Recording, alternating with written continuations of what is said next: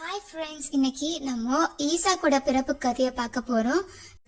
Abraham ஒரு நாள் பகலின் உஷ்ணமான வேலையில அவரோட கூடார வாசலுக்கு வெளியில உட்கார்ந்திருந்தார்.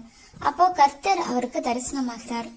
ஆபிரகாம் அவரோட கண்களை ஏறெடுத்து பார்க்கும்போது 3 புருஷர் அவருக்கு எதிராக நிக்கிறாங்க. ஆபிரகாம் அவங்கள பார்த்த உடனே அவங்களுக்கு எதிர்கொண்டு ஓடி தரை மட்டும் குனிஞ்சி, ஆண்டவரே, நீங்க என்ன விட்டு கடந்து போக வேண்டாம், நான் கொஞ்சம் தண்ணி கொண்டு வரட்டும், உங்களோட கால்களை கழுவி மரத்தடியில சாய்ந்து கொண்டிருங்க, கொஞ்சம் அப்பம் கொண்டு வருகிறேன், அதை சாப்பிட்டு உங்க இருதயத்தை திடப்படுத்தினதுக்கு அப்புறம் நீங்க உங்களோட வழியில போகலாம் அப்படின்னு சொல்றாரு. அதற்கு அவங்களும் சரி, நீ சொன்னபடி செய் அப்படின்னு சொல்றாங்க.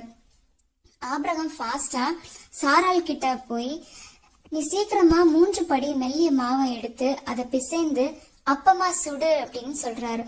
ஆபிரகாம் மாட்டு மந்திக்கு ஓடி ஒரு நல்ல இளம் கன்றை பிடித்து அதை வேலைக்காரன் கையில கொடுத்தான். அவன் அதை சீக்கிரமா சமைத்தான். ஆபிரகாம் வெண்ணையும் பாலையும் சமைத்த அந்த கன்றையும் அவங்க கிட்ட கொடுக்கறாங்க. அவங்களும் சாப்பிடுறாங்க. கர்த்தர் ஆபிரகாம பார்த்து, சாராள் எங்கே அப்படின்னு கேக்குறார்.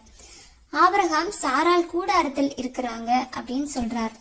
அப்போ கர்த்தர் ஆபிரகாம பார்த்து சொல்றாரு, ஒரு உற்பவ காலத்துல நிச்சயமா உன் இடத்துக்கு நான் திரும்ப வருவேன், அப்போ சாராள் கையில ஒரு குமாரன் இருப்பான் அப்படின்னு சொல்றாரு. சாராள் இதை கேட்ட உடனே அவங்க மனசுக்குள்ள சிரிக்கிறாங்க. ஏன்னா ஆபிரகாமும் சாராளும் ரொம்ப வயது சென்று முதிர் வயதா இருந்தாங்க.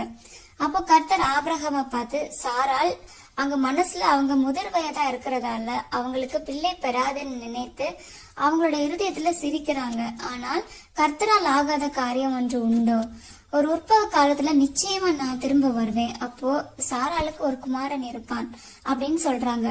கர்த்தர் சொன்ன மாதிரியே சாராள் பேர்ல அவர் கடாட்சமாகிறாரு. கர்த்தர் ஆபிரகாமுக்கும் சாராளுக்கும் ஒரு குமாரனை கொடுக்கறாங்க. ஆபிரகாம் அந்த குமாரனுக்கு ஈசாக்கு அப்படின்னு பேர் வைக்கிறார். மீண்டும் வேறொரு பைபிள் ஸ்டோரியில சந்திக்கலாம். Bye friends.